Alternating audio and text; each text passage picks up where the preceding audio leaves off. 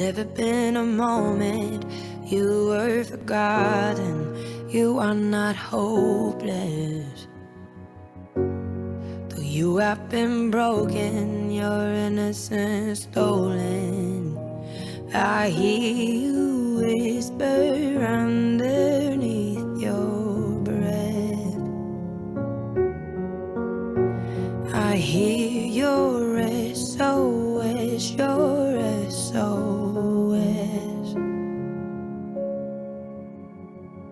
I will send out an army to find you in the middle of the darkest night. It's true, I will rescue you. There is no distance that cannot be covered over and over. You're not defenseless. I'll be your shelter, I'll be your armor. I hear you whisper underneath your breath. I hear your SOS, your SOS.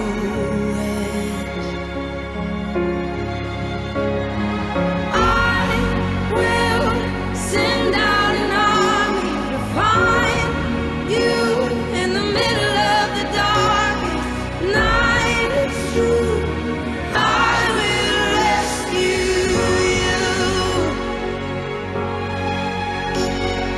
I will never stop marching to reach you in the middle of the hardest fight. It's true, I will rescue you.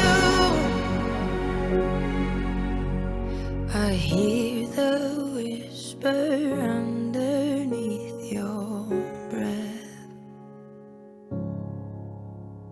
I hear you whisper you have nothing left.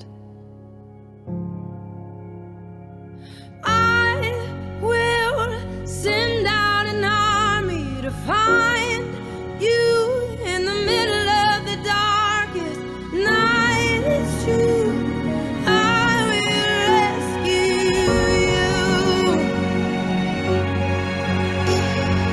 I will never stop marching to reach you in the middle of the hardest fight. It's true, I will rescue you.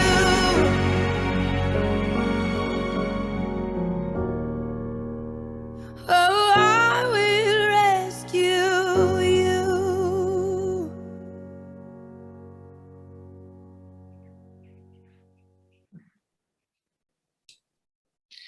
Good morning, everyone, and welcome to our Women's Safety panel.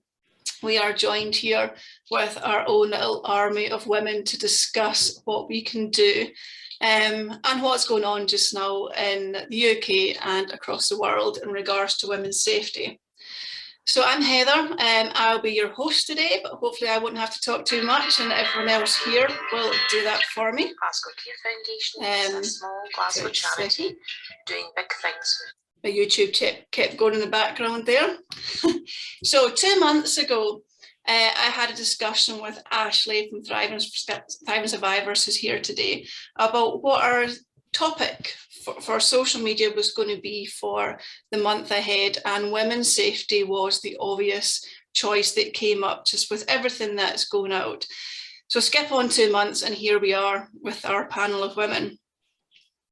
So I'm a female, I'm a mum, a sister, an aunt, I have a sassy 10-year-old girl, and I don't have the answers. And honestly, I'm angry. I'm fed up with having the same conversation and at a bit of a loss as to where we go, what I tell my daughter as she gets closer and closer to high school.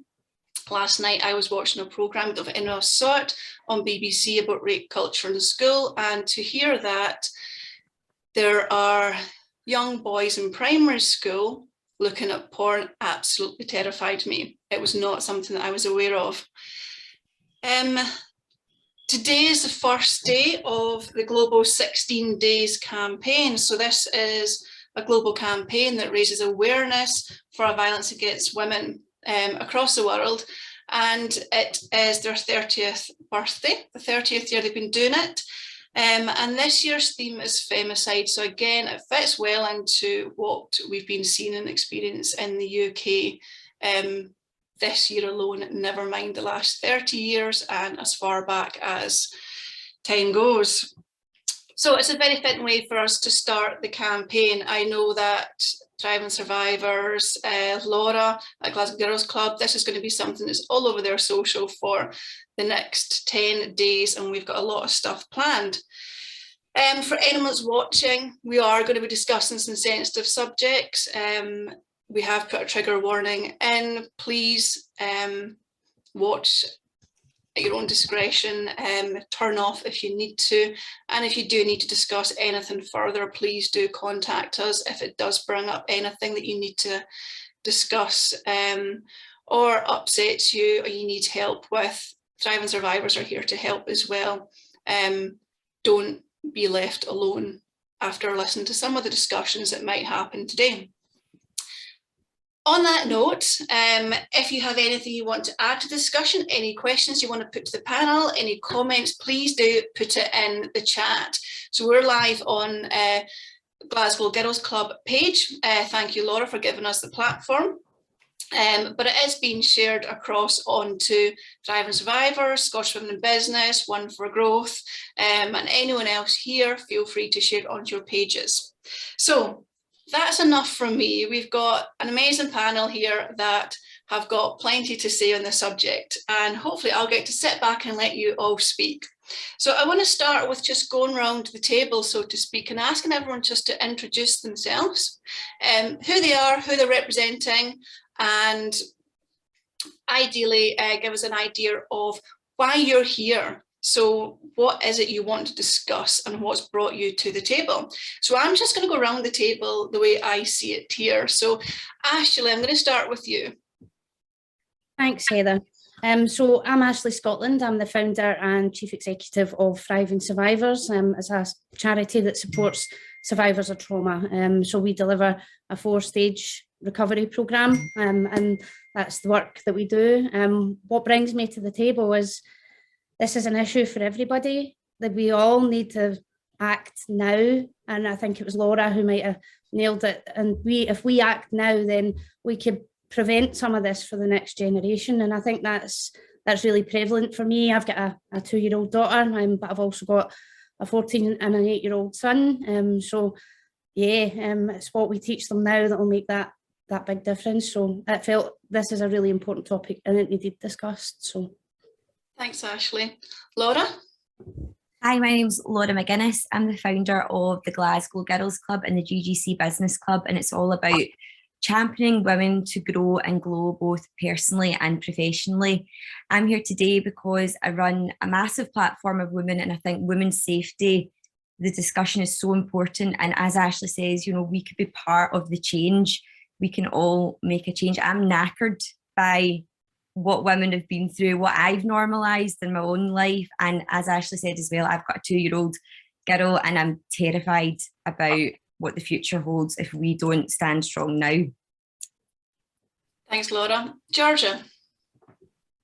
Hi, I'm Georgia. I'm a university student at Glasgow Caledonian, and I'm just very grateful to be here, surrounded by other strong women, ready to discuss these topics that are so prevalent in all of our lives. I'm Generation Z, so I'm a bit in the digital media world, and I see a lot of issues come to the surface, women being attacked online, and I want to know what I can do going into my career after university to, you know, be in its start to the end of this kind of system that we have, and what we can do to as a whole as women and stop it altogether.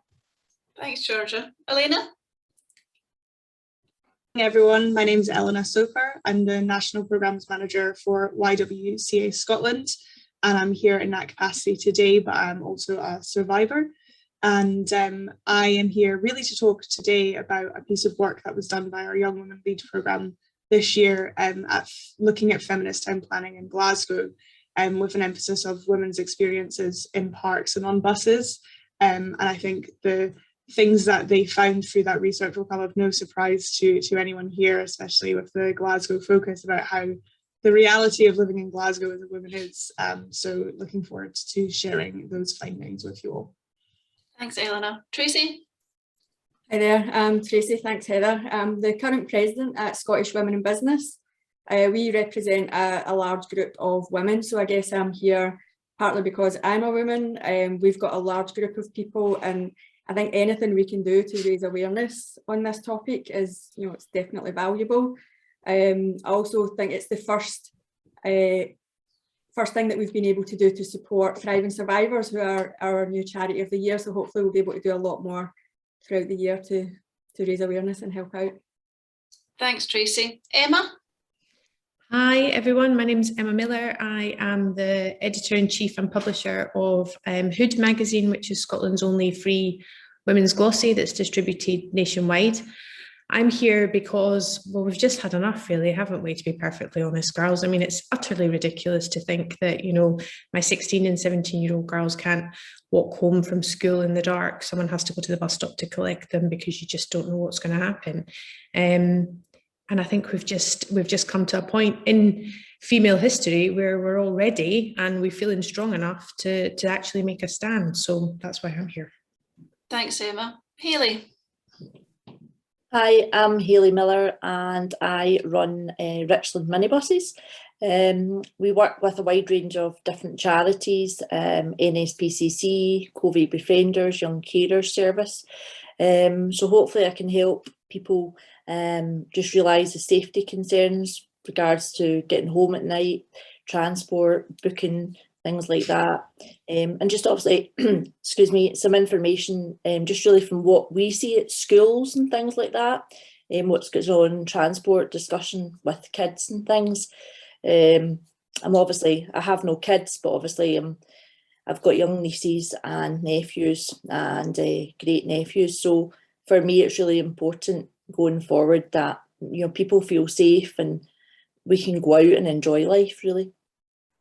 Thank you. Lauren? Hi, I'm Lauren. I'm a student at Glasgow Cali, and I'm here just because I'm a woman, and it's important to talk about this, and it's important to not just sweep the issues under the rug. It's just not acceptable, so it's important to advocate for women's safety, definitely. Thanks, Lauren. And Alice? Hello everyone, and thank you to you all and to Heather for having me. My name is Alice Jackson. I'm one of the co-founders of Strutsafe, and I'm here today primarily to talk about the work that we do and the service that we offer, and how we hope to be not just a part of sort of a temporary solution, but really part of a change going forward as we look to fundamental societal reform, as many of the issues that you've all raised in terms of educating young men, making our streets safer, and political and legislative reform, which are all tenets of potential solutions going forward. So I'm very excited to discuss those with you.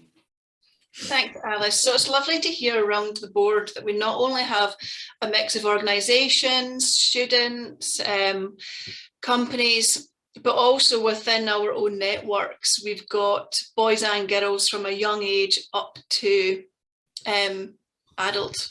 So there's a lot of subjects we're going to cover today, but I'd quite like to start with you, Alice, if that's okay. Can you tell us more about Strutsafe and what it is, first of all, and how you came about to start it? Yeah, of course. So Strutsafe was founded back in March of 2021 after the death of Sarah Everard. My co-founder, Rachel, and I attended a vigil and here in Edinburgh, which is where we're based, it's where I live. And we were at this vigil and many people were, eulogising and speaking about femicide and And again, there was an atmosphere of not only grief and mourning and loss, but there was a real tangible frustration and anger that we had lost, another sister just because we couldn't do something as simple, and she couldn't do something as simple as walk home without risk of violence. And Rachel got up and spoke. Rachel's fantastic, by the way, and said, I know, every time I do things like this, I can't shut up about how much I love Rachel. And Rachel got up and spoke and said, look, if anyone ever, because Rachel's tough as hell, and if anyone ever needs a walk home, here are my details, and I will get you a cab, I will come and find you, I will come and get you. Me and my husband will come and find you, we will come out and we will, get you home safely. And then we were reflecting that night, and I said, right, well, we can't put your personal number out there. So we went and bought a little burner phone, and we put out the information and said, we are Strutsafe and this is what we're here for.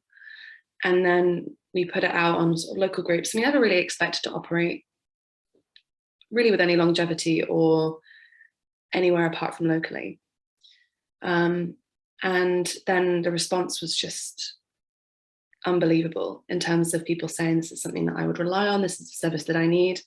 So we formed ourselves really pretty quickly, and by April 18th we were operating, and we've operated every weekend since. So the promise is that you can call the Strutsafe number, which is 0333 335 0026, and someone will stay on the phone with you while you're walking home.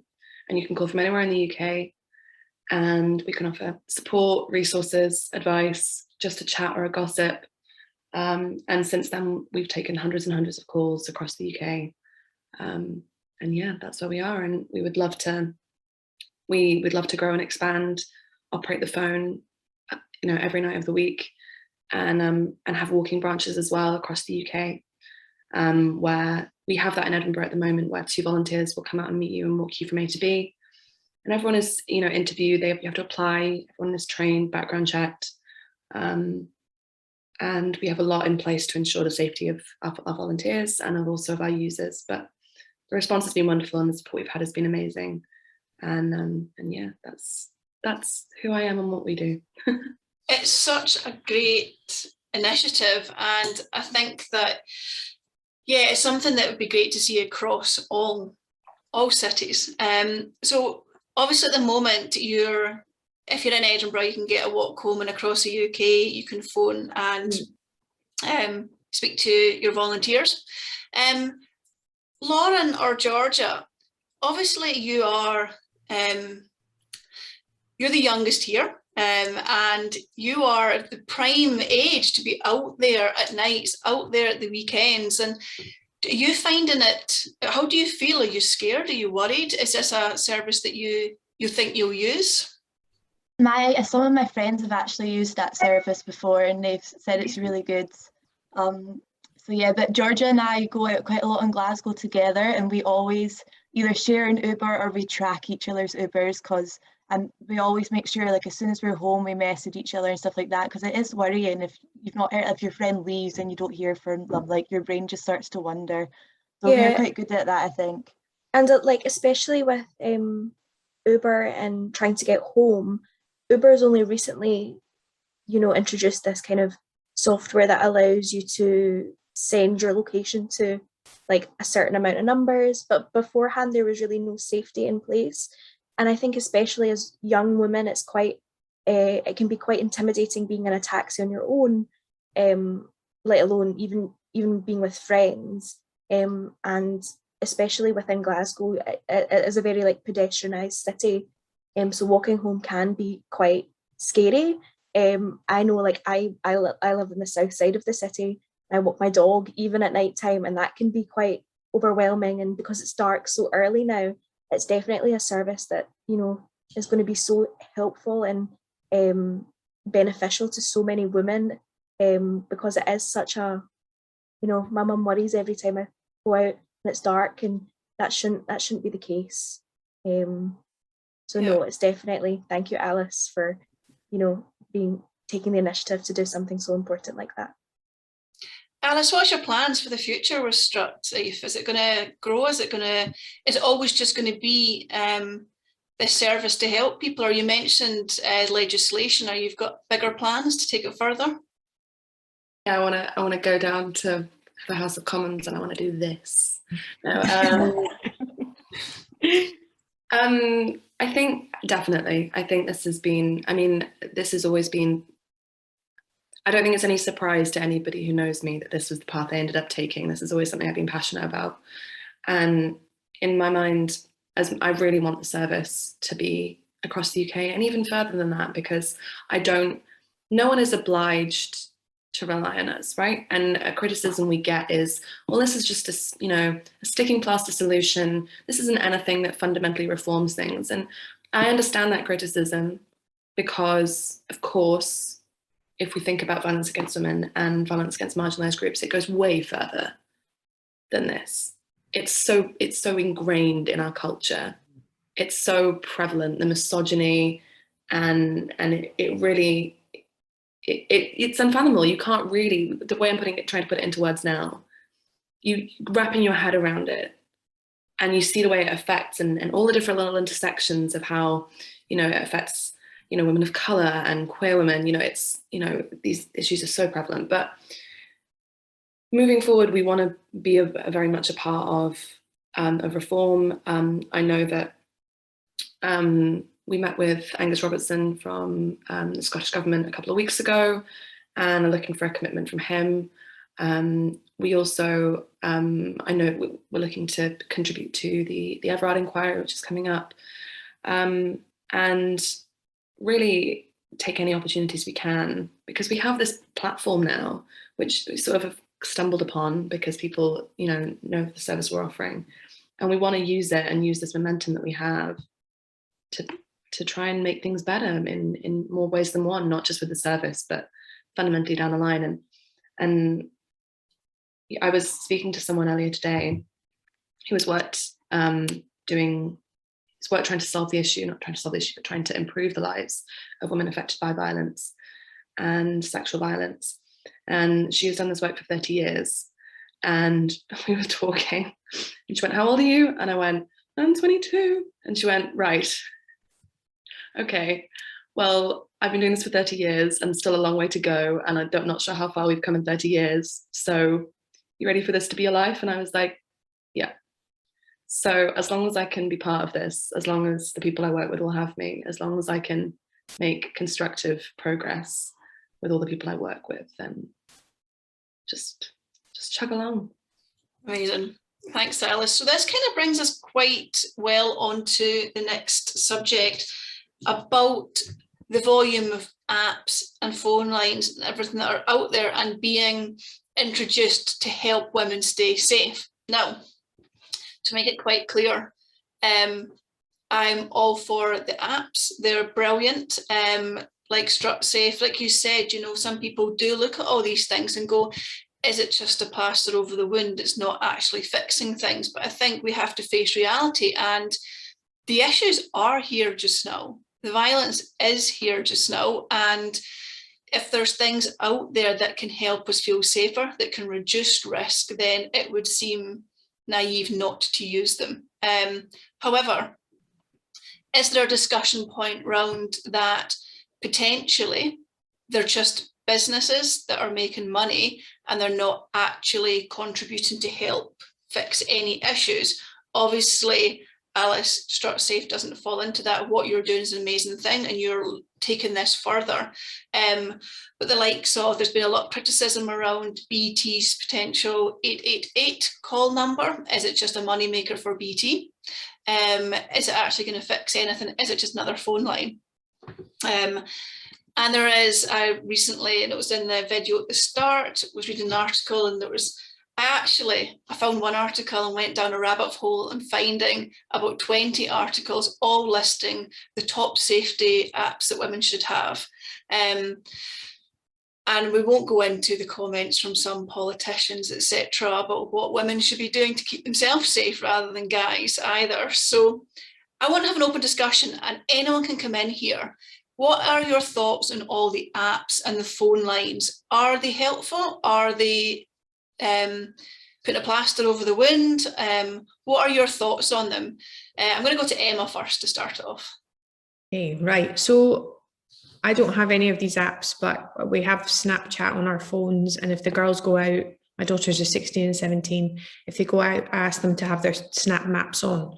Now, I'm 46, right? I've had more, instances with grabby men in my life than I would care to remember. And I'll be really honest, guys, none of these have ever happened at night. This has never happened at night to me. It's always been during the day.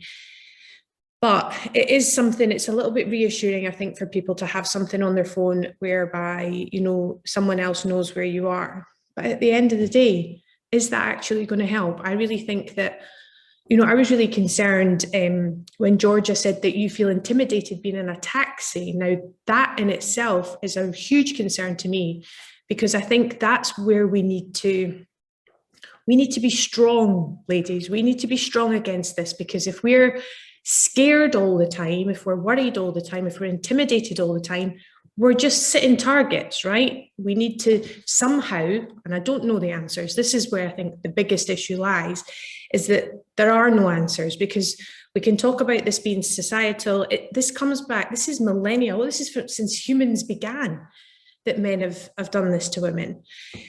And I think we're just so angry now is because we've changed so much over the last, however many years, to now feel stronger, to have our voice, to be independent from men, that we're now in a situation whereby we feel like we should be doing something and we can do something. I think the apps I worry sometimes that they maybe take the emphasis off your own personal sense of awareness, because that's something that, is innate, and you need to channel that. You need to be aware of what's around you.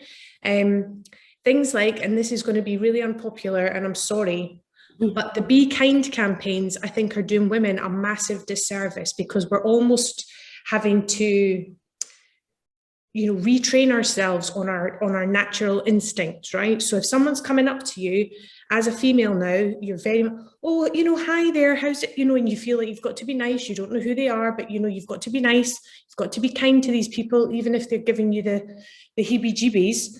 That to me worries me, because I think we have natural instincts. We need to use them. We need to be strong. We can't be worried getting in a taxi. And the fact that we are, that's super concerning, because you should feel safe getting in a cab with your chums. Apps, Alice, well done, because I think any woman doing anything at all, absolute hats off to you. You're clearly committed to what you're doing. And I think these kinds of things are important, but the only thing is that I don't want women to lose their innate ability to look after themselves, feeling that someone else or something else is going to be able to do it for them. I think we still need to be engaged and aware of our surroundings. Right, just jump in on that. Thanks, Emma. Yeah, and I think I just wanted, this whole discussion is really difficult, because obviously there is a mix of genuinely wonderful things that are happening that have come out of the community, like Strutsafe, like what Alice and Rachel, I assume, are doing, which are great and are targeting the areas that we need to help ourselves feel safe.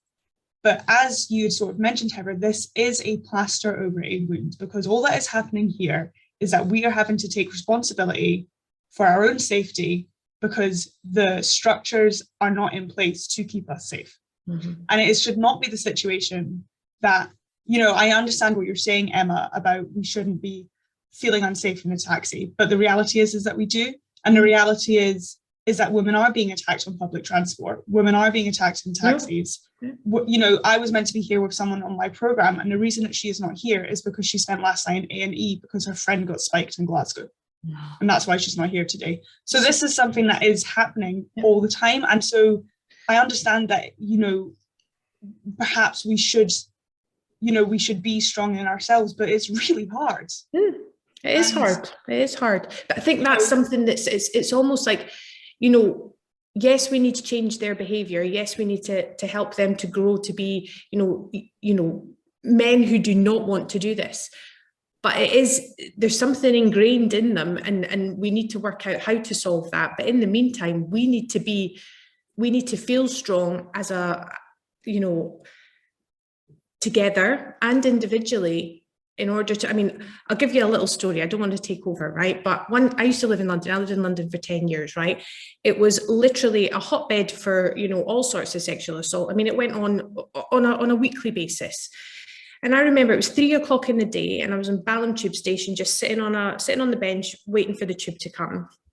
And these 3 guys appeared. There was not another single soul down there at this time of the day. These 3 guys came down and they came right up to me, you know, as close like this, and a whole lot of profanities and words were used to me.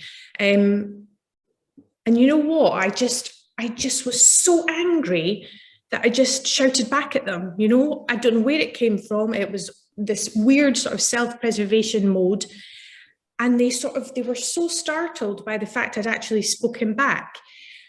The tube came, they went down, they got on another carriage, I got on a carriage, and one of them, he just stood looking at me the whole journey through the carriage doors. And I thought, and I think now, and that's 20 odd years ago, what would have happened if that hadn't have come out of me at that precise moment in time? I was on my own. There was no BTP around to come in and lend a hand. But something, we need to be strong. I think that's the thing. I know that it's not an easy thing, and it's this drink spiking thing, that should, the arm of the law should come down on that so hard. But I think we need to use the power that we've got now as a community of women and help our girls to hopefully not feel so scared. I don't know how we do that, guys. I really don't. But I do think that a sort of strength from within and feeling supported by your girlfriends, maybe it is using the apps, having that's what's needed in the short term while we resolve the bigger problem. Yeah, but just so on that, and I know we'll probably move on to the next thing, is that, and I'm so pleased that you were able to have that reaction and that you were able to find that from within you. But actually freezing is a perfectly normal response to when you're being faced with abuse. Yeah. And so we can't expect that every girl is going to be able to fight back or shout back. Mm-hmm. And so there has to be bigger things. And I really wish that we would all had it in it. I wish I had it in me when I was assaulted. I wish I'd been able to shout at them, but I didn't, and I froze. And that's, you know, maybe I'm going to live with that and wish that I had been able to fight back. But, you know, the reality is no one knows how we're going to respond when someone gets in our faces like that. Mm-hmm. So I think, yes, we do need to be strong, but we also need to have the support systems in place, and not just the support systems from our community, but also support systems that we know that if we were to report things, that they would be taken seriously by the powers that be, that have the power to make change in this. And that's companies that run services, that's the justice system, that's our politicians, that's policy. You know, we need to have those places, those things fixed. And I know it's not short-term fixed, but we have to make society feel safer. And the apps, as great as they are, especially when they come from the communities and not private companies just trying to make money off women suffering, we need that to feel safe, and we need to deal with the big picture. Mm-hmm. I think we have to completely, oh, sorry. No, you go. It's only a very quick one. I think something that we have to completely deprogram within ourselves is any kind of responsibility. And I know that we're encouraged to, especially by society, and we're actually encouraged to by a number of the companies that pitch us these apps and these numbers and these services. Because there's so much blame that can fall on you when these things happen. Yeah. And there is so much, well, what if, and what if I had, and what if someone had, and what if I'd done this or done that, or, you know. But at the end of the day, no woman is responsible for anything that happens against her.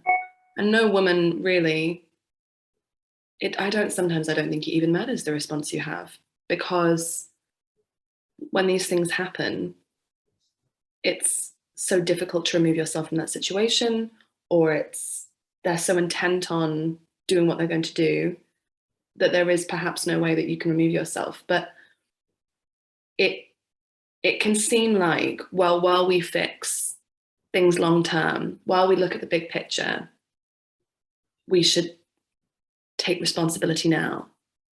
And I just don't ever think that's a helpful or productive way, especially for survivors, because yeah, it is never your fault, and it's never, nothing committed ever against you is ever your fault, and it is never your responsibility to stop anything that's committed against you.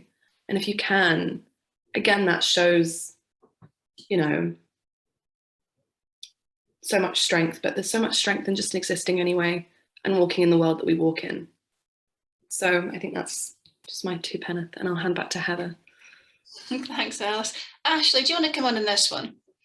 I think everybody makes really valid points. What Elena said is right. The brain's got a fight, flight, or freeze response. And how, when you're in that situation, you've got no idea how you're going to respond to that.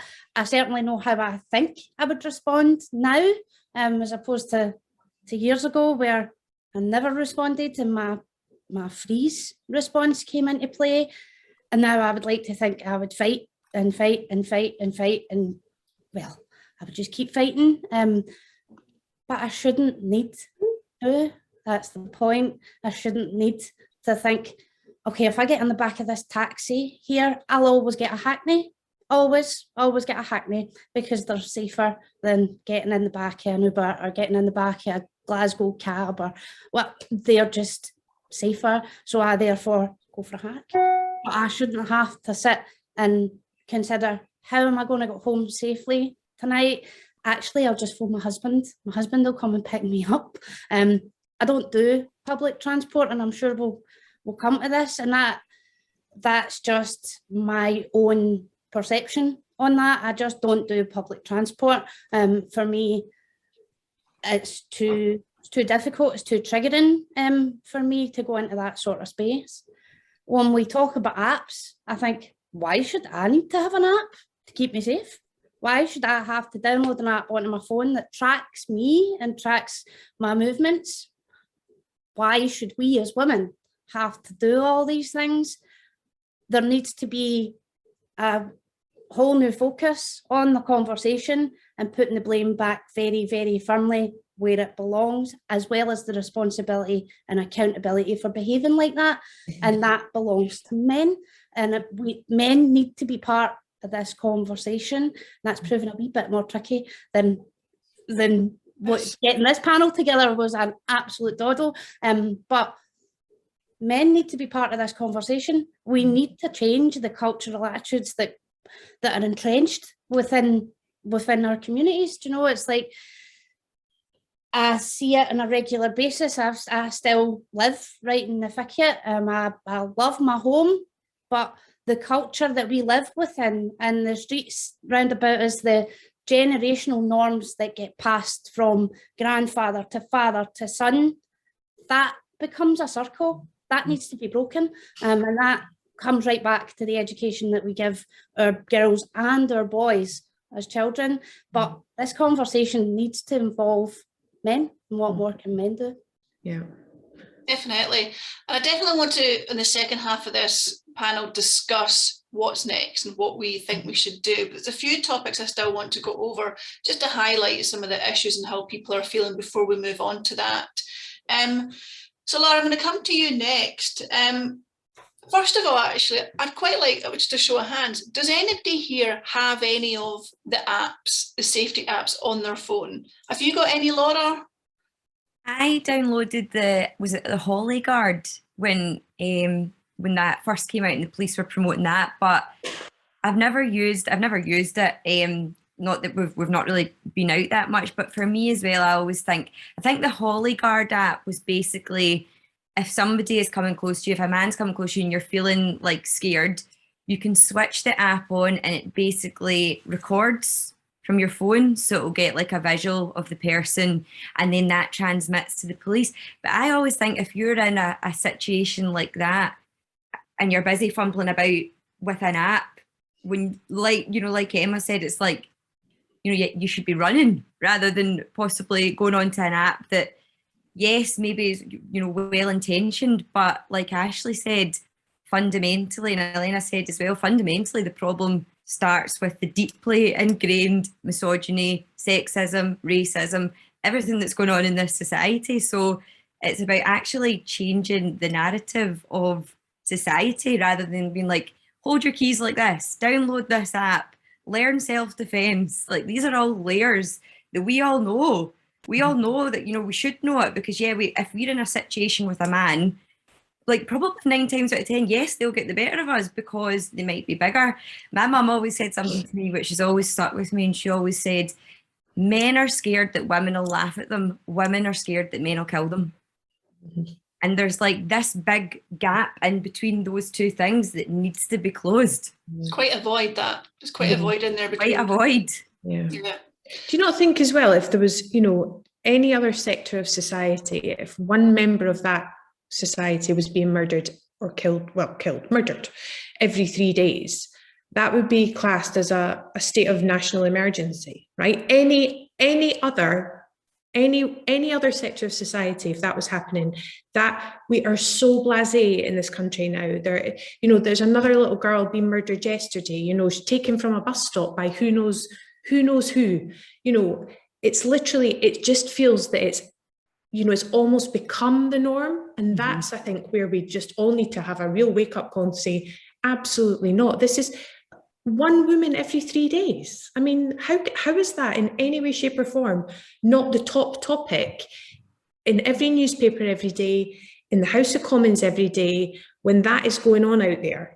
That to me is absolutely beyond shocking. It's beyond shocking. It's a pandemic. You know, I looked on the paper, I looked online today, I think her name was Bobby Lee, but I went to find her name and, you know, I couldn't even find it. I couldn't even, where's she gone? She was on the news last night and now they've got a body. And so now, you know, she doesn't even warrant being on the front page. I mean, come on. That's, to me, we need to go right back to the beginning and figure out where on earth this is all going so terribly wrong and consistently wrong, because, you know, it's going wrong, really wrong. It is. So I'm going to move on to the next topic. Just one thing from me on apps. I remember, I'm going to go roughly 15 years ago, I was in Glasgow. I was probably about ages of you, Georgia and Lauren, and I was just walking from my work to my brother's, and it was daytime, and I was getting followed. I was aware I was getting followed. I didn't have a mobile at that point. And I had to make the decision, do I keep going to my brother's? I was at Sucky Hall Street. I was at the top of Sucky Hall Street and my brother was down at Charing Cross. Or do I just run? Or do I stop at a phone box when they were still a thing and phone my brother and just say, because he had gates to get into his, can you meet me at the gate? And I remember having to make the decision, right, I'm going to stop, phone my brother, tell him what's happening, and then bomb it down the street. And that's exactly what I did. And I remember thinking, right, standing in that bus stop going, or the phone box going, right, my brother's waiting, but I'm going to have to go now because this guy's had time to catch up. And I remember bombing it down the street. And my brother was waiting for me. Nothing happened, but that was the middle of the day. So I don't have any of the apps, but now with a 10-year-old daughter, I want her to have all the apps, not because it's going to fix it, because maybe she'll have something that will work better than having to stand in a phone box thinking, am I going to make it to the bottom of Sucky Hall Street? So for me, the apps, to an extent, yeah, they're a plaster, but they're there just now when they are going to help some people. And if we can help anyone until the issue is resolved, then I think they're better than nothing. They're better than what I had 15 years ago. So moving on to our next subject, I want to talk about who do we trust, okay? Politicians, police, let's be honest, in this country, they don't have a good reputation right now. And this is not all politicians and not all police. I have police that are in the family, and I just want to make it clear if they're listening, this doesn't go to everyone, but we might as well face that we were brought up, or certainly I was brought up, you trust the police. The police are there to help you.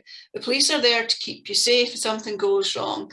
You know, it's like little kids grow up, what they want to be, a policeman, a fireman. You know, it's just that ingrained. Not anymore. Not anymore.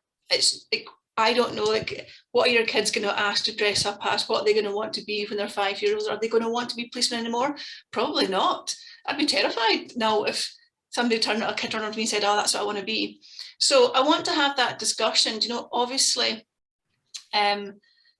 with the deaths this year, and with, you know, let's be honest, just like you said there's, Emma, there was, you know, there's people dying one every 3 days, and that's not headline news. That's not what the politicians are talking about. So let's have this discussion, okay? So Tracy, I want to come to you. Do you trust the police? Do you trust the politicians? Are they doing enough? What's your thoughts on this? I think it's hard to say you don't trust anybody. I think just generally nobody has either the answers or can get agreement from everybody and the resources to actually do what needs to be done. And I don't know what it is that needs to be done. There was something I was reading just recently. It came in after one of the deaths this year, where, and I don't know if it's been implemented, but some of the English police forces were implementing a new initiative where if a plainclothes policeman stops a woman in the street, then they'll do a video call, I don't know, I guess back to the station, to a uniformed police person to prove that they are actually a policeman. And I thought, if that happened to me, I would be more worried at somebody trying to justify that they were a police person. So I don't know if that initiative happened. I think some of the police forces might have actually implemented it, but I just thought that's not an answer to making people feel safer. That sounded like a crazy solution to me. So yeah, nobody has good answers for what to do. Yeah. Hayley? Oh, sorry, Ellen, on you go.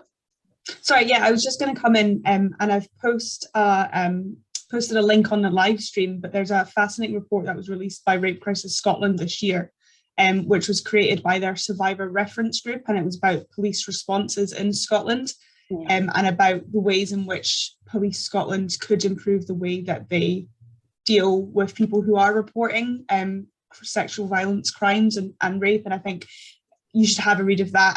But I think it's really difficult as well. I think what you're saying there about, you know, previously people had an intrinsic trust of the police, I do not think that exists at all anymore. And, you know, we're talking about this as, you know, a group of majority white women, but actually if you're from any other marginalized community, the trust there is even lower. And so when you're looking at this, you have to take that intersectional approach of it. They're not just dealing with women as survivors of sexual violence or assault, but also people who might have multiple kind of disadvantages, I say that because it's the term that's used, who might have additional needs in terms of how they deal with the police. So I would thoroughly recommend that everyone reads that report that Rape Crisis Scotland did. Thanks, Eleanor. That's really interesting. I'll definitely read that afterwards. Lauren, I'm going to come to you on this one, and Georgia too. So, yeah, what's your thoughts on this? As were you still brought up trusting police and politicians, or I think particularly in this subject, we'll deal with police because that's the one that's big in question in the press at the moment, or has been, and the internal conviction rates within police are horrendous. So as the younger Gen Z here, what's your thoughts? Well, when I was 15, I had a issue where I had to contact the police, and they dealt with it very well. I was like stalked for a few months as a minor, and they dealt with it well to the extent where they visited me and my mum at my house, and they spoke to us. But then we were told they went to speak to the boy that was doing it at the time, and it was kind of brushed under the rug. So although I appreciated them kind of taking it seriously, because at that time nobody in school was taking it seriously, none of my peers were taking it seriously, it was just really the only person that kind of took it seriously was my mum, and was those two police officers.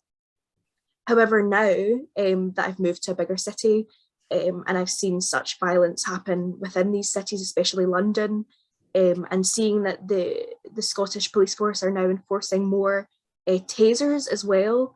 That was on the news yesterday. They're doing training. It's really concerning. I don't particularly trust the police. I don't trust them with my personal information. I wouldn't trust them with my life because they've not proven that they're worth my trust. They've not done. There's so many crimes that go, like the conviction rates are horrific, and I understand that when pursuing such cases, it can be traumatic for the victims, and I understand that completely, depending on the victim whether they want to pursue that. However, it's just it's systemic, and they've not proven otherwise that they're worthy of my trust or my support. So no, I'm not a firm believer in the police at the moment. They've not got my back, I'm afraid. Sorry to all the police women and men watching. Thanks, Georgia. Okay, I'm going to move on to, I'm aware of time, and let's be honest, we could sit here all day talking, but I'm going to try and move through some of the subjects so we can at least touch on as many as possible. I want to move on to transport, and transport in a wider sense of walking home, public transport, taxis, and when we're talking about walking home, also things like, what is your route? Is it lit up? Is it a safe route? So it is a wide topic. Hayley, I want to start with you in this one. So I'll just tell you a quick story about what happened to me about a week ago, maybe not, a couple of weeks ago now. I was out with my boyfriend and we were out for a nice night, and we missed the last train home. So we were going to get a bus home, or we were going to get a taxi home, but there were no taxis. There was massive queues. So we went to get a bus. So taxi was gone. That route wasn't an option. When we got to the bus stop, there were loads of people in the same situation. There was like, they weren't waiting 2 hours to try and get a taxi. So we all got on the bus. We went 2 stops, and the guy's like, you all need to get off. The bus is broken. It's been bashed. Right. So my thoughts on whether he just wanted an early night or not are irrelevant, but we all got told to get off the bus. So on the bus, there was me, my boyfriend, another couple of couples, and there were 2 women completely on their own, and we were just chucked out at 12:30 into the street. And he's like, you have to wait for the next bus. And we were all looking on the apps, and there were no more buses coming. And he just drove off and left us all there. Now, if I was on my own, if I was one of those other 2 women, I would be absolutely terrified. And I was thinking, what am I going to do? There's no taxis, there's no buses, there's no trains. Luckily, there was a bus that was running late and we all got on it. But we automatically took these 2 women that were on their own and kept them with us, because I was like, I can't leave them. I know how I would feel. So actually, so far in the last hour, loads of people have mentioned transport. So Hayley, obviously it's your business, and you work with kids as well, which will be our next subject. So yeah, let's discuss the transport issue with you, the expert. Well, just to give you a bit of background, we are a family-based business, so we don't use apps or anything like that. So if anybody wants to book transport with us, they do it through Facebook Messenger. They'll contact the page, or they'll contact my mobile. So basically, just to give people a brief kind of overview of taxis, private hire, buses. So your sort of service buses in Glasgow are all sort of contracted through Strathclyde Passenger Transport, which are based in Glasgow. So if they have a route that's going to be cancelled, they would normally have to notify it on the company's website or on the websites. If in your situation, a bus was broken down, the normal situation would be that the driver would contact the depot, and then the depot would have to send out another bus to forward on the journey. So you would never put people out in the street. You would obviously keep the people on the bus if it was safe to do so. Obviously, if it's in an unsafe area, you would have to put them out of the bus. But that should have been, you were kept on the bus until another bus actually came to then take you on your onward journey. If that doesn't happen, I would say you take your route number, your bus number, and you report it to SPT in Glasgow, because that shouldn't be happening. With the whole sort of taxi private hire situation, we're obviously based in Lanarkshire, so we're not in city centre. But with every council, there's 2 different types of licences you can get, which is quite important that people know. So you've got your taxi hackney licence, which is where that you can get picked up off the street. So if you see a taxi or a hackney, you can flag that down if the light's on and get in that. Private hire vehicles are got to be pre-booked with the company. So if you see a vehicle and it's got a private hire sticker on it, and you might not know, and you've flagged it down and they put you in that vehicle, they are not supposed to do that. It's not legal to do that. And the reason for that is that private hire cars must be pre-booked, and the booking office must have a record of where that vehicle is going from and to, and like contact details. With the taxi side of it, obviously you can flag them down in the street and then jump into it. The main thing that a lot of people aren't aware of, that we obviously do school contracts as well. Now, to do school contracts, our drivers got to have a PVG, which is the People's Vulnerable Group, which checks the staff to the highest level that you can get.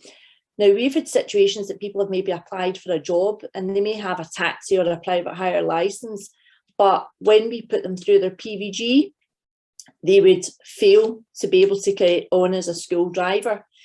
And the reason is that maybe a charge of any nature.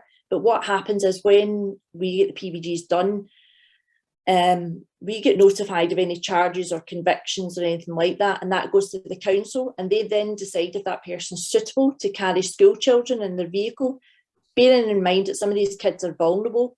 They're social work kids in care, being abused, being neglected, kids that are vulnerable that are not able to speak, they're non-verbal, they're blind, they're in wheelchairs.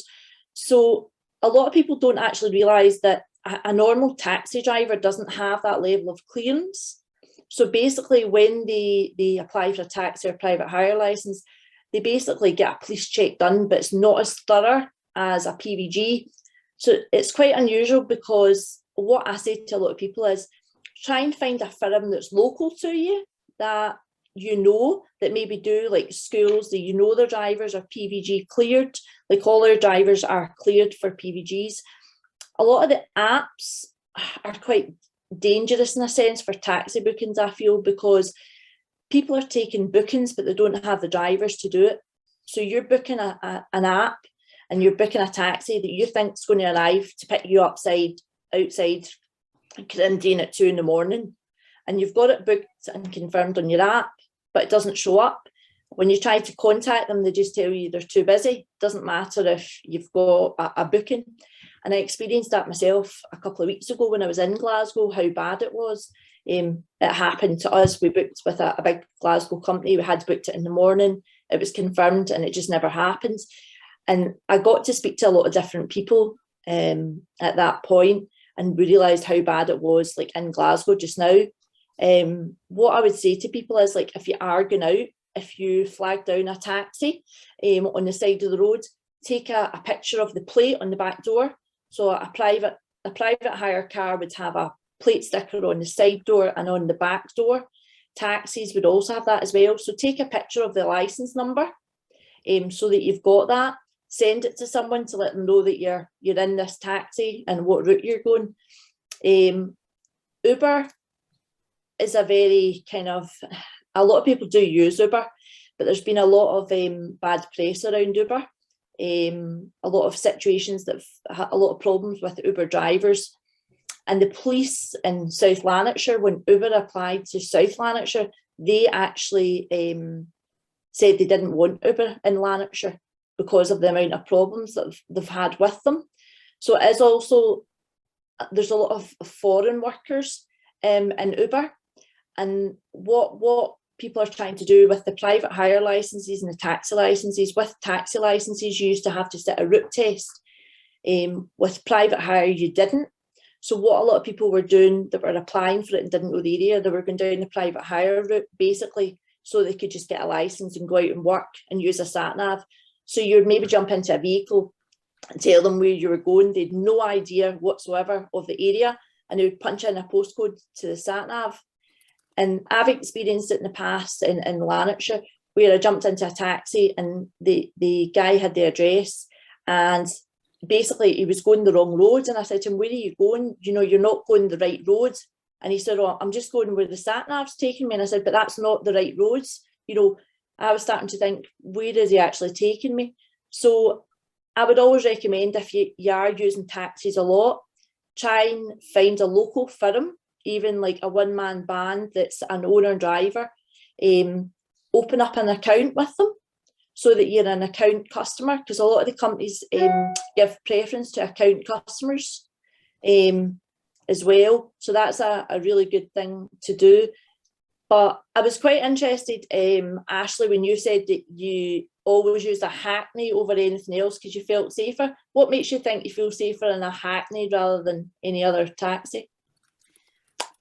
I think it's the barrier between the driver and myself. Right. If he's coming into the back of that taxi, I'm ready and no let him in. Do you know that? But if he's got to make an effort to get into the back of that taxi, whereas in a private hire, you don't have that. I don't know. It's just my personal thing. I think it's definitely the scene. It's an extra layer of security, I think. The doors are open. He comes in one side, you can go out the other. There's just, it's a bigger space as well. For me, it's always a hack, always. And if we're putting taxis on account, it's a Hackney account we've got as well. So if any of our clients are coming into the office and need transport home, any of my staff, they all go home in Hackneys. Yeah, so I think it is getting worse, like obviously with the app system. I just think the app booking system for taxis just now is horrendous. And I think if a lot of companies went back to the original booking office, it would be a lot easier for people to know that the vehicle they've actually booked is going to turn up.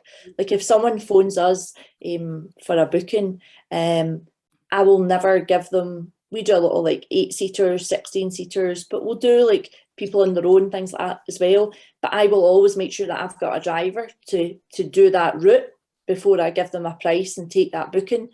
And we generally tell them, like, this is the driver's name, this is their number. Like a couple of weeks ago, we had like 8 girls wanting picked up from the hydro. So I said to them, you know, we'll get the closest to the hydro that we can get.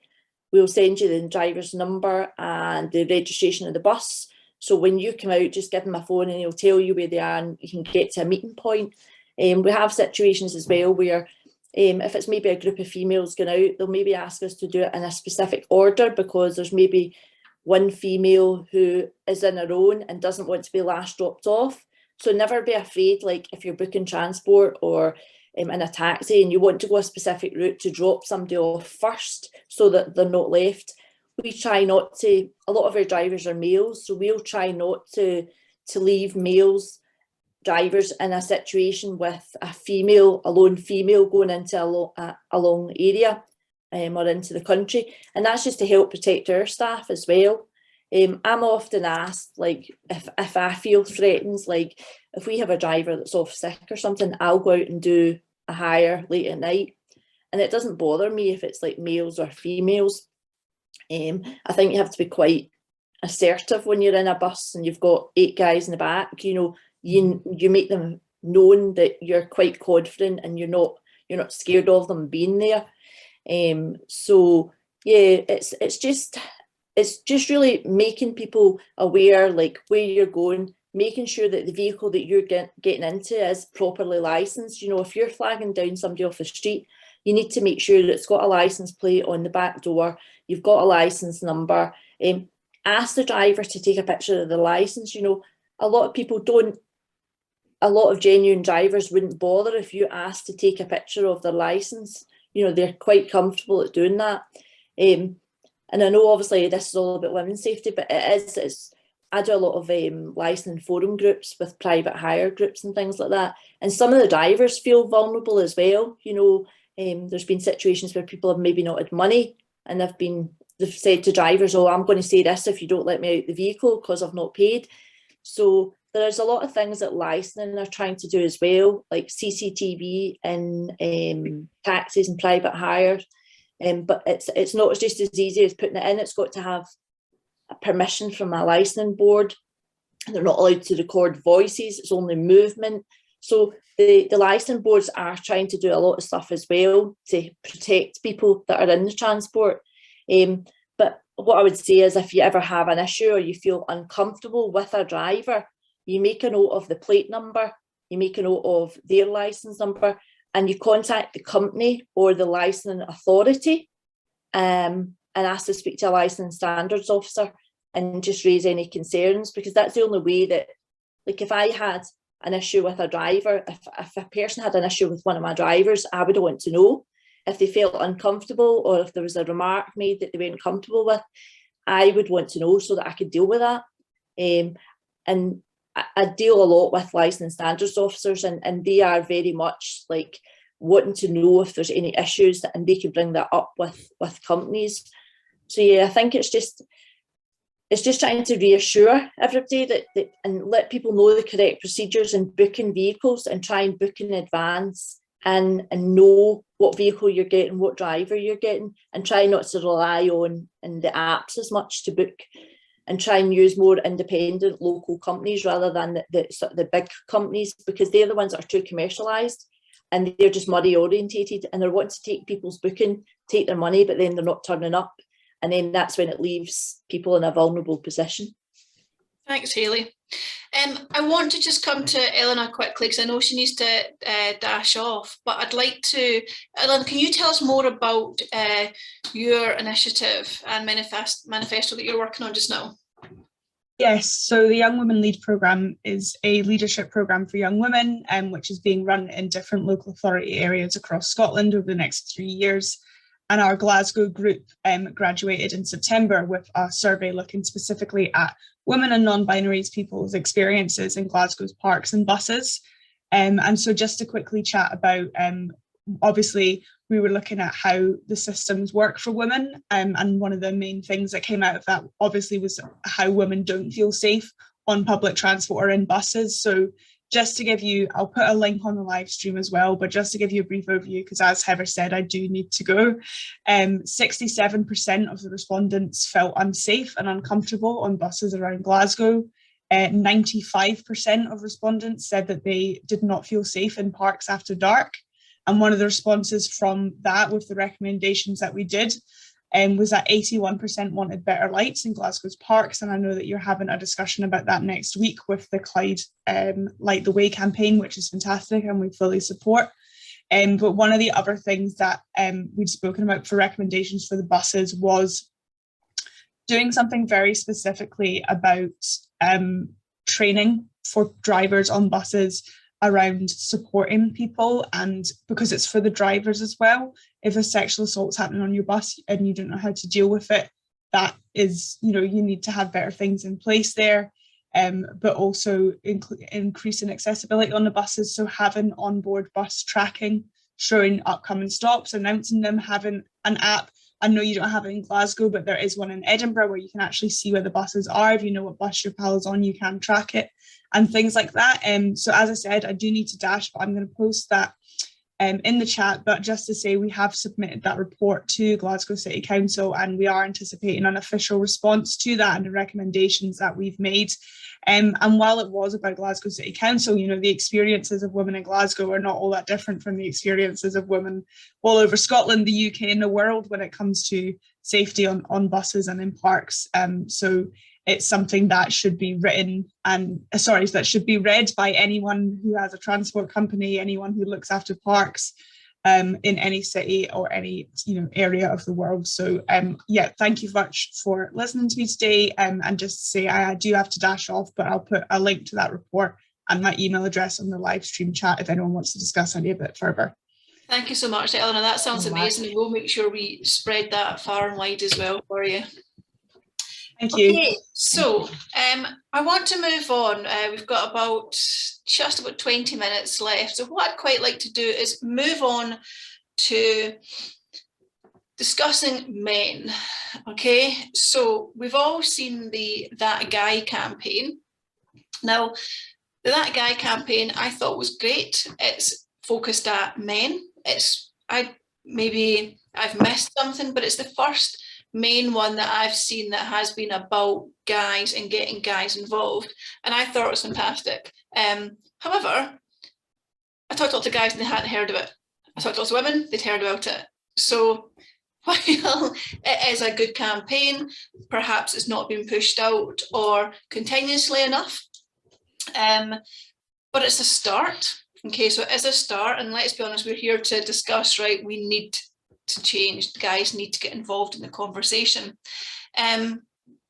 We've had a lot of chat and been commented about schools and starting young, so we'll go on to that as well, because that's definitely, particularly after the programme I watched last night on rape culture in schools, was horrendous. 10, 11-year-old boys watching porn, and that's their expectation, and the violence that is in that as well. And there was a lot of talk around Pornhub as well, and the fact that their response to kids being able to watch porn freely was that, well, actually, if parents put on the right child protection on the laptops or phones, and they won't get to see it, which is just not acceptable.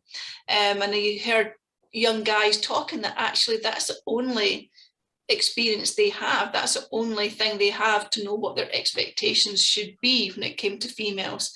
And it's quite interesting seeing the males and females within schools coming together to have open discussion. I think as well, everyone around this table has grown up knowing we have to watch our drinks for spiking. Do you know what? It's one of those things that have become, it's ingrained, it's been normalised that you just don't leave your drink. I've had my drink spiked and it was a horrendous experience. It's in Glasgow. I was with friends and there was 3 of us. 2 of us were drinking wine, 1 was drinking a pint. The 2 wines get spiked. My mate drinking the pint's just like, what's wrong with you guys?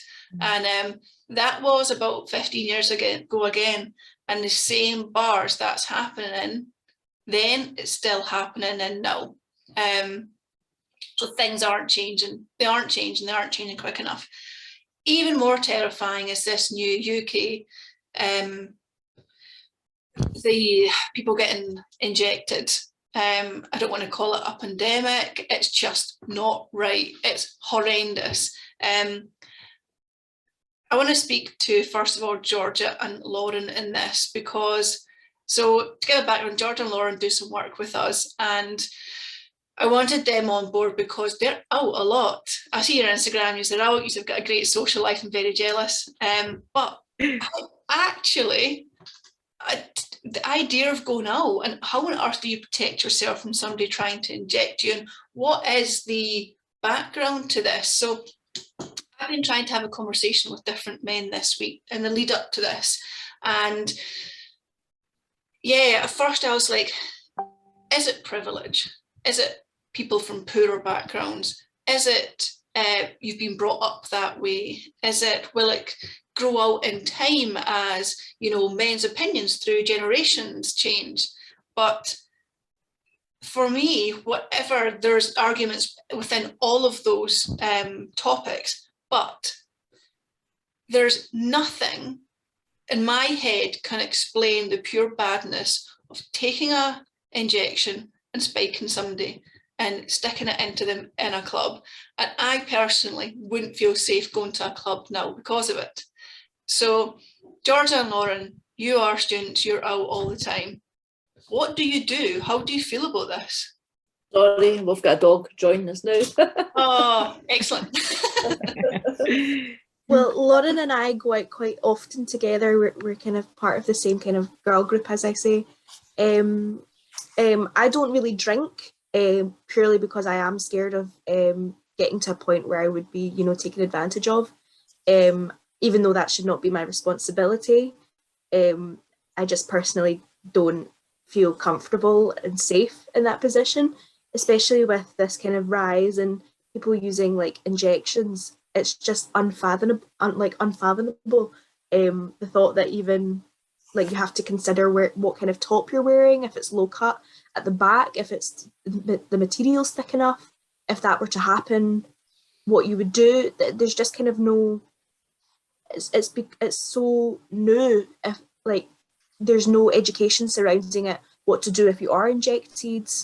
But no, it is scary, and I think like when we first saw it happening, I don't know about Lauren, but it was scary seeing it happening and knowing people that you follow on like Instagram and Twitter that had been, injected on nights out, and it's just there's not really anything being done.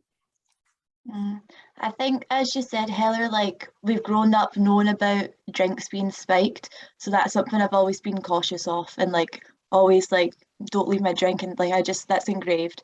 But the injections is just scary because it's like it's crazy. I can't believe that people are actually doing that, and I feel so like defenseless. Like there's nothing we can do. Like if you're out, you wouldn't even know what's happening. Like I don't know, it's just horrible. And I know a lot of my friends haven't actually been out since like the headlines started, like out in clubs or whatever. We've like changed what we're doing slightly because a lot of people aren't comfortable going out anymore, which is horrible. Yeah. So it does feel, it does feel a bit like, especially after the pandemic, it feels like there's been a bit of a shift in behaviour. Like my mum says this, I don't know how PC this is, but she says like after the pandemic, it feels like all the weirdos are out because there's been so many circumstances where women have been attacked or been assaulted, and it just feels like there is something coming out of the woodwork, and there's no explanation for it other than, there was this absence of, vulnerable women, and now we're all trying to get back to normality. There's that kind of audience that they have, that they're pick and choose from, and so that's how I see the injections. It's not just a power thing, it's an actual evil thing that people are doing. There's no justification behind it. I can't comprehend it, actually. Alex, want to come in? Yeah, I have lots of thoughts on this. I had a really nasty feeling. It's funny you say that, Georgia, because I had a really nasty feeling because I had this really weird experience of the first day that was happened. So I was hanging out with some of my girlfriends who I work with, and we're all sitting actually in the student union in Edinburgh, and we're all sitting around working. It was about a month ago now. And one of my close friends, she walked in and she was just white. And she came and sat down, and we were all like, "Oh, hi, Sophie, you all right?" And she was like, "I was out last night, and one of my friends got injected with a needle." And we all like sat there, and we just didn't obviously know what to say. We were like, "Oh my God, is she all right?" And we were like, we took her to the hospital. She got PEP. And then we just watched we watched Edinburgh Anonymous, which was the first one to break it. We watched all of this just roll in, and we were sat there for about 2 hours as just like social media went nuts. And all these cases started coming out. And I think something that I have a really nasty feeling about, and then I saw a clip from Loose Women that came on a few days later when we were discussing it. And I don't know who it was, but one of them went, "Oh, well, there's only been 20, this was a few days after, there's only been 27 confirmed cases. So I don't know why there's so much hysteria." And 27 confirmed cases, I think that's 27 too many. I don't know if anyone agrees. Yeah. And it was just, the response was like so, saying, well, was this true? And accusing women of making it up, which I thought was horrendous. But and then the wider conversations coming about spiking. But it was so scary because I was on the phone, and then I was on the phone to Rachel, and we were talking about this, and I said, what's next? And my flatmate Annie, who I was sitting next to, just goes, "What do you mean, what's next? Like, what? Like, how much worse could it get?" And I said, well, if I told you 2 weeks ago that people would be going around injecting people with needles, would you believe me? And I was like, no, because you can't ever be, you know, misogyny adapts, it survives, it mutates. And when we find a solutions, you know, covering our drinks, we're never leaving our drinks alone, staying with our friendship groups, there's, you know, it will just adapt. And I had a really nasty feeling, so I keep losing my point, is that I was worried that on like maybe like Reddit or 4chan, which are these, you know, online forums where misogyny and like, you know, men are encouraged to commit these acts of violence. I had a feeling that something had come out and gone out on one of these platforms saying, you could inject women with needles, you could inject them with a spiking agent for the power to sexually assault them, to rob them, because a wave across the country, all happening within a few days. That is right. It's come from somewhere, hasn't it? It's got to come have from come somewhere. Yeah, definitely. That's terrifying. It's almost like a concerted effort, because if you had got it came from nowhere, and then all of a sudden over the course of 3 days, from the Friday to the Monday, you're starting to hear there was one in Edinburgh, there was one up north, then there was Manchester, Glasgow, London, Liverpool. See, I have to be honest, ladies, right? I think this is exactly where Police Scotland could have, you know, it's all very well making lovely little videos and sending them out and not PRing them, which they haven't, because I've never received a single thing about that video. I've got 50,000 readers. So Police Scotland, instead of the wishy-washy response, which was issued, should have come down like a ton of bricks on this, right? This is utterly unacceptable behaviour from anyone. I don't care who you are. I don't care who you're jabbing. This, I mean, what is the, so, you know, Alice, you've said, what are they doing it for? Are they looking to rob them, to sexually assault them? Well, they're looking to kidnap them, as far as I'm concerned, right? Because they're going to spike this girl or this woman, and what are they going to do with her? Now, that to me should have, someone high up in the Scottish government should have come out and said, honestly, I couldn't care if it was 2 instances or 2,000 instances. To do that to another human being should not be, that's not something we should be, oh, well, you know, we've heard, you know, there's rumours of, it's like, no, these girls aren't lying. That, you know, the doctors can see what's going on with them. I mean, I'm like you, I've been spiked as well, right? It was one of the most horrific experiences, because everyone was like, oh my God, you're so drunk. And it's like, I'm absolute, this is a different, I couldn't speak. Couldn't give my address to the taxi driver. I mean, I've been drunk a lot of times. I know how I am when I'm drunk, and that was not it. And it's very interesting that the person who I think was responsible for it was then outed as someone who was quite sort of, you know, prolific in that front. But this should have been stamped out right from the start. This, you know, zero tolerance on this. We cannot be allowing people to do this to young women who are out and about trying to have a good time after the last 2 years that they've had. Absolutely not. Where's the big statements? Where are the big statements saying no? Police Scotland's response to all of this is just so, and it's to many things. It's denying, they denied that spiking existed.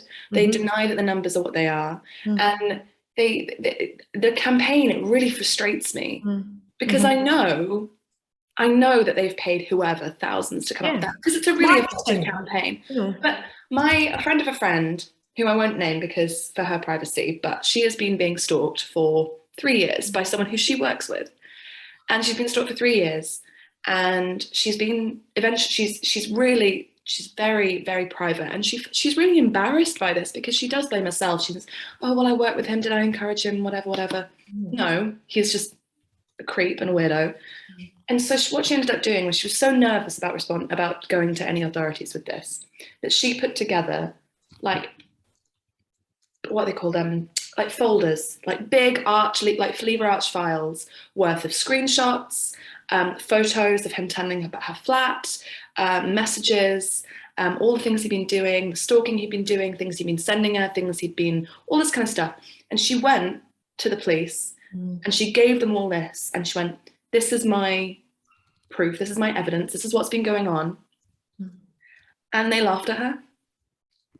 And they left her house. And as they were leaving, and this will stick with me literally till the day I die, as they were leaving, and I'm so proud of her because when she told me, she said it was so out of character for her. Because like I said, she's very shy, she's very private.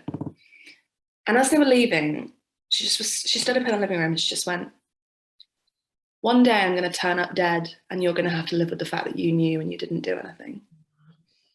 That's so sad. That's horrendous. You hear it so often, but that whilst there is police out there that are trying to do good and trying to change, there is a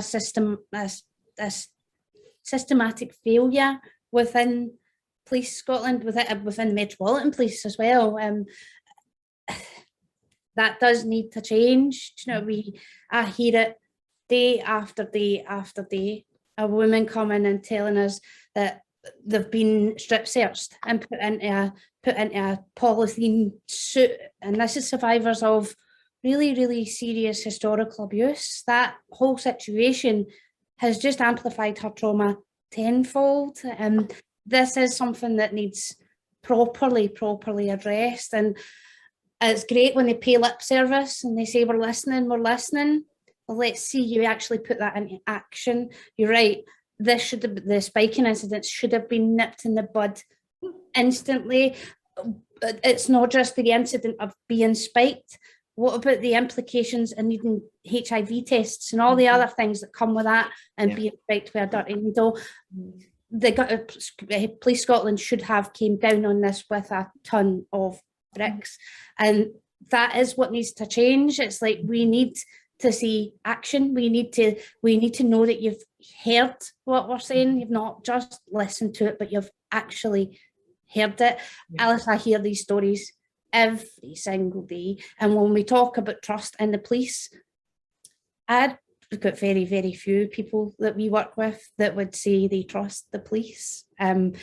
Certainly my experience with the police was shocking, absolutely disgraceful. I made a formal complaint, and I did a whole host of things because it was shocking behaviour, and that was 10 years ago. So the fact that nothing has changed from my experience 10 years ago to your friend's experience just a couple of days ago, it's shocking. It's truly shocking.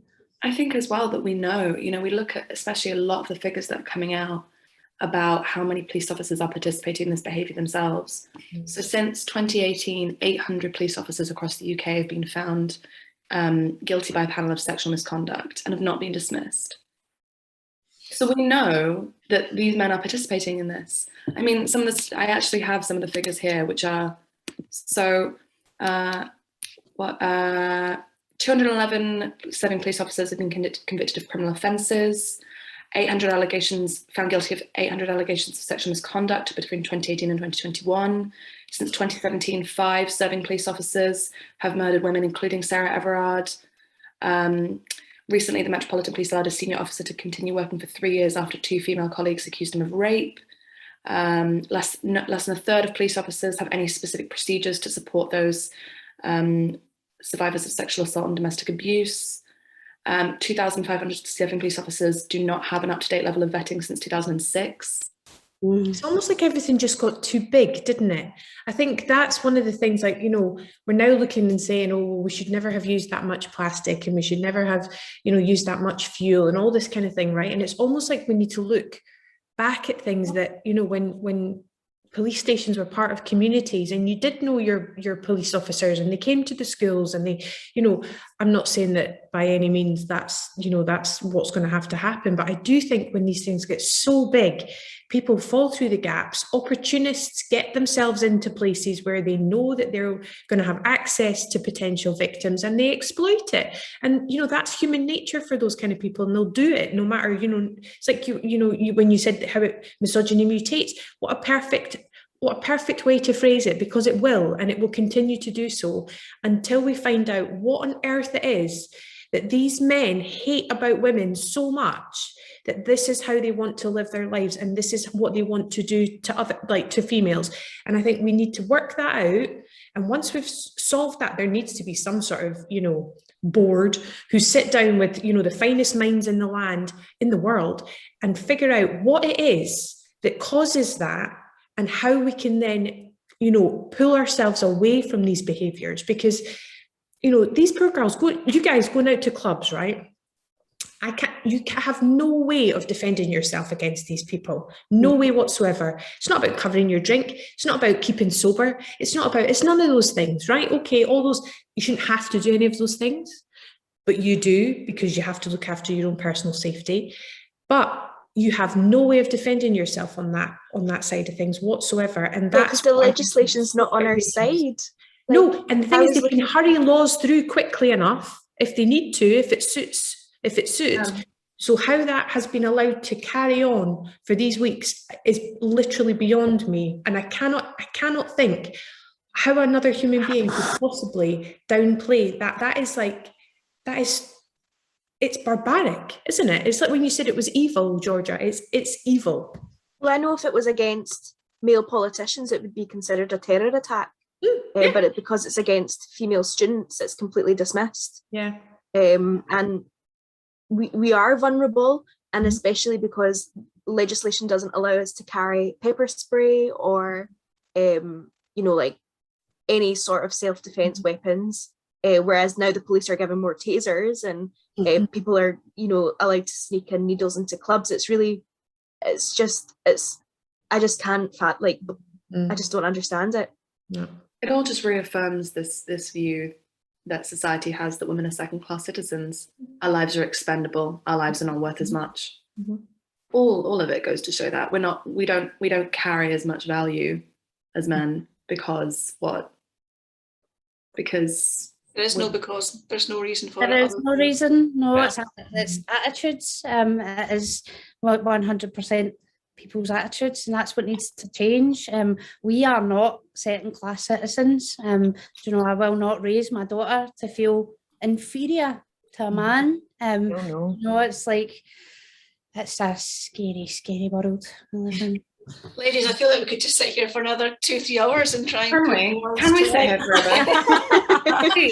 Please, Heather. Please let us get back on though. No, I'm going to ask. So obviously, I think there's further discussions with all of you, and it's not just this month's focus that we're doing, but ongoing. And I think it's like when afterwards we can discuss what else we can do. Maybe we can have further in-depth discussion, because we've just grazed over the top of so many issues. But what I'm going to do is go around the table one more time just to finish off, and just your closing words, be it to women, to men, your final thoughts, but also is there something that you can do that, so for me, a commitment for me that I'll make in my company is that I think too many campaigns, too many strategies finish after we've done that, okay, they've ticked that box, but it's not gone away. It's never gone away, and it's only getting worse. But now I think generations of women, the younger they are and the stronger we are, the more we'll actually stand up and try and fix this. We're not going to sit and just listen now. So for me, my commitment will be that the conversation won't stop. Do you know what? This is not just going to be a campaign that, we've done this panel event and that was great. We will keep doing this, and I'll work with the likes of Ashley and Laura and Tracy or anyone else who wants to, and make this something that every month we will make sure that it's covered, because until we see changes. And you know what as well, just sharing information. So I did a lot of research to think, who are you going to bring on this panel? And once you start doing that, what's this Instagram and socials like, the more things you look at, the more they show you within those fields, and there's just so many more initiatives and people campaigning, people fighting to change things, that it's brilliant. So we'll keep sharing all this stuff as well, and create more panels and create more conversations. And Laura, Ashley and I were talking, we're going to get a guys panel together, so take some of the clips of what we've been talking about today and have a male host it, and show some of the clips of what we're saying and let them respond to it as guys, not to criticize them, but to let them learn, because I think a lot of the issues a lot of them don't know, and how that is going to make any difference to the people that are just pure evil, I don't know, but we have to do what we can with the abilities each of us have. So that's my commitment. So Laura, I'm just going to come around the table. So Laura, you've got a massive following on social. You've got the business club and you've got the personal club, as well as just tens of thousands of followers. What's your closing remarks? Well, I'm right there with you, Heather. I think it's so important to keep this conversation going. I know that yourself and Ashley and I have spoken about that. Like, don't just let it be a passing trend when something horrible happens in society and then all of a sudden, you know, there's a fight for change, and then sometimes it can dissolve a wee bit. Let's not keep let's not stop the conversations, because that's potentially what the patriarchy would like us to do. This is our time to say, during the past 10 years, the 1 in 3 stat hasn't really changed. One woman every 3 days hasn't changed. So men are still doing exactly what they're doing. But like Emma said, we're getting stronger and we're ready to speak out. And any, ladies, men watching this, have conversations amongst your own group, have conversations with men, try and get to the bottom of where this entrenched entitlement comes from, that we are lesser to them, or that they own, or that they can control. And it's through these conversations and chatting to children and parents of children, speak to girls and boys and try and make a change. But these conversations with our generation and the younger generations that we've got on the panel are so important, because it will spark inspiration and ideas in other women. So yes, that is my pledge, to continue with these conversations. Thank you, Laura. Tracy, obviously you represent a lot of business women and Scottish women of business across the country. Yeah, well, I mean, I know that everybody in our membership is either, there's lots of people that are already involved in conversations like this or initiatives like this. And I think with our new partnership with Ashley at Thriving Survivors, this is just the beginning, and we will do as much as we can to raise awareness and not just get involved for a month because something's happening, but whatever initiatives are coming up throughout the year, we will definitely do whatever we can to support it. So I think we need to get our heads together and see what the next year looks like and do as much as we can for it. I mean, just listening to everything today, I think actually the whole apps thing, I didn't really know about apps. I've never considered that. I think it's great what Alice has done, but I'm really sad that we actually have to have these things anyway. I think sadly it doesn't take much to shock us these days, but the whole injection thing, I can remember the first time I read about that, and that was like, it blew my mind, like who comes up with something like this. It was just so shocking. So yeah, we absolutely up there, keep the conversation going, keep people aware of things and get involved in as much as we can. Thanks, Tracy. Lauren? Yeah, I agree, just keep the conversation going. I know like experience like weird men and stuff all the time, so I think it's just important to make like everyone else aware, like the guys in our family and stuff, that this actually happens, and to stay angry and to not normalize it. Yeah. Thanks, Lauren. Georgia?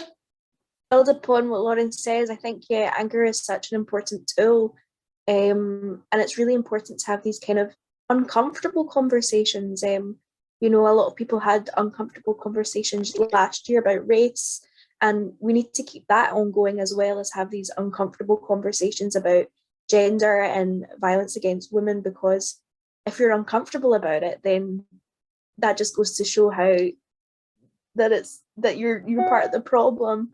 Because yeah, we need to stay angry, and having these uncomfortable conversations is a way of breaking the kind of taboo nature of it, and normalizing that it's okay for women and men to discuss these issues. And just because we're discussing it with men doesn't mean they're guilty. It just means that by educating them, it's like we have another ally. 100%, definitely. Hayley? Yeah, just obviously, I know we never really touched on the children's side of things as well, but I think it's quite important.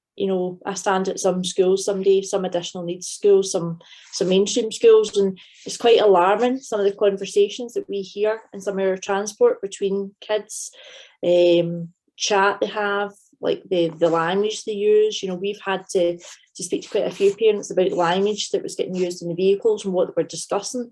So I think it's really important, like for parents as well, to discuss it with children, and young adults. We've had some pretty disgusting language said to some of our female staff It's got to the stage that we've had to say that the children wouldn't be transported if it continues. So I think a lot of it stems from a young age as well, from some of the people that, you know, maybe went on to do different crimes. So that's really important as well. And we work a lot with a lot of charities and young carers groups and vulnerable groups. You know, so we, on our social media, we always share a lot of stuff from various groups and support groups and things like that. So I'm happy to answer any questions that anybody's got in relation to transport, whether it's public transport, private transport, you know, and there is a lot of different organisations that control the transport and the licensing. So if anybody had like an issue on transport, they wanted to run it past me, I can give them the best guidance to see, you know, how to try and improve that or make them feel safer, and happy to help in any way that we can, just to going forward to help anybody in that side of it, or even just recommend someone to them in their area that can help, and just try and spread the word really about, you know, it's quite an unusual subject, the transport side of it, because a lot of people don't really know the ins and outs of it. So it is good to try and explain a bit more in depth about that, and just really spread the word and make it a safer place for everyone, really. Thanks, Hayley. I think it definitely is another whole other discussion, another panel around kids, and to have the discussion early, and yeah, that's a whole other one we need to go through. Emma? Yeah, I mean, I think that schools, it is really important. I do, and I'm not going to go into it now, but I do think that, you know, women who have sons need to really, you know, they really need to sort of use the knowledge they have of being a woman and try and bring boys up to know all of that information. I mean, I hear some things, you know, that make my hair curl, you know, and I think it's so important right at the beginning that they understand that, you know, women aren't objects for them to have, and, you know, also I notice that women do parent their sons slightly differently to the way they parent their daughters. I think that's something I've seen a lot of over the years. And, you know, the whole mother-in-law scenario becomes a thing, doesn't it? Because boys are raised by women to think that they're their little princes, when, you know, work needs to be done there, I think. And I think that's maybe the sort of the bigger picture style of things, is how we actually, you know, you were talking about Pornhub and stuff. A 10-year-old on a phone looking at things like that, absolutely not. No way. But legislation and things, maybe we all need to say we're not accepting of the things that are online and stuff, and pull together. Lots of little fractured groups need to pull together almost, I think, in that terms. Happy to use Hood if it helps. It's got, you know, 50,000 readers, you know, just give me a shout if there's anything I can do. I think as well, you know, Ashley, what you're doing is phenomenal. I think you're an incredible woman, and, you know, a real asset to the country with your charity, and, you know, hats off to you for it, because it's not easy. You've obviously been through it yourself, but, you know, you've come out the other end, and you're helping other women, and I would say, you know, thank you to you for that. I think it's fantastic. Thanks, Emma. Alice? Yeah, I guess my closing remark is that definitely agree with what we've all been saying. Stay angry, as you can imagine.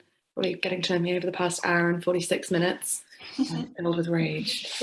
But yeah, I think stay unapologetic, stay angry. Strutsafe is here for you if you need. That's our mission, is to be there for anyone who needs us and to support people. And that's, yeah, and to those who suffer violence, and to the women who suffer violence, it is never your fault. We are here for you. All of us are. There is a whole community of people out there, people like the work that Ashley is doing. And to the people who perpetrate this violence, your time is limited. Yeah. We're all coming for you, and you won't get away with this much longer. Things will change because we will make them change. You won't be able to get away with this forever, because not only we've always had enough, But now we have the tools, the resources, the empowerment and the community and the solidarity to take collective action to end it. And we will win and you will lose. Yes. Thanks, Alice. Yes. Ashley, I don't know how you go after that. I don't think I've anything to say. I'm left speechless. Alice, you blow me away. At 22 years old, I cannot wait to see what you achieve in 10, 20 years' time when you're like in charge of the country. You'll be right there with me, Ashley, I promise. Right there with me, and I'm bringing you with me even if you don't want to come. Right beside you. I think for me, the biggest takeaway is that there's something happened here. This isn't just one organisation running a campaign.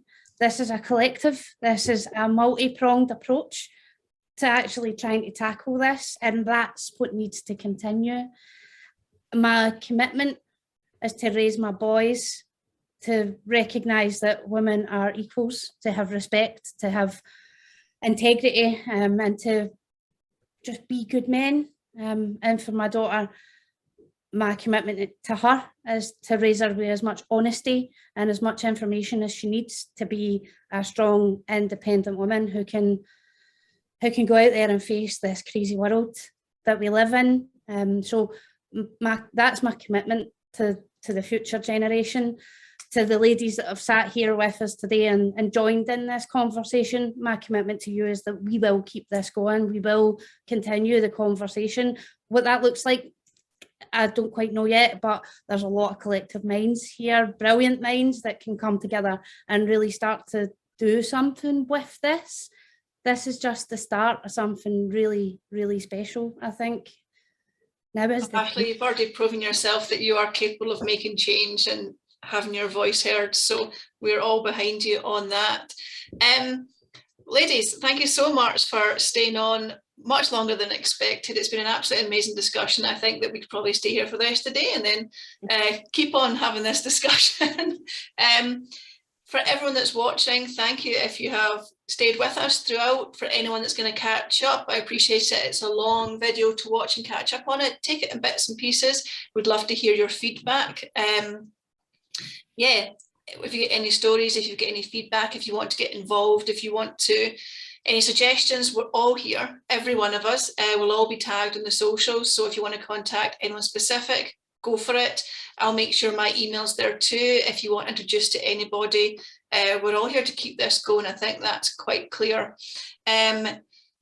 Next Friday, the 3rd of December at 11 AM, we'll be doing another panel, and that's going to be with Clyde One Radio, and that's discussing their Light the Way campaign.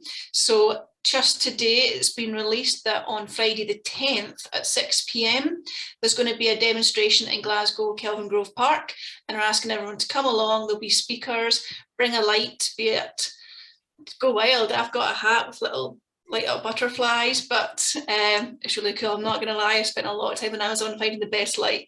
But yeah, they're going to do a new demonstration that has some keynote speakers, and it's about lighting up parks. It was done for COP26. It is doable. It's time to get it done, and we're totally behind that campaign. So there will be press releases going out today. You'll hear it on the radio. You'll see it on all our social. I'll send out to everyone around here the press release too if you want to share it. But that'll be next Friday, another conversation. And yeah, we'll have a look at the comments, and if there's anything we need to come back to, we'll do that. But just a massive thank you to everyone watching and everybody on the panel. Thank you, Heather, thank you for chairing and for hosting. Yeah, well done, Heather. Yeah.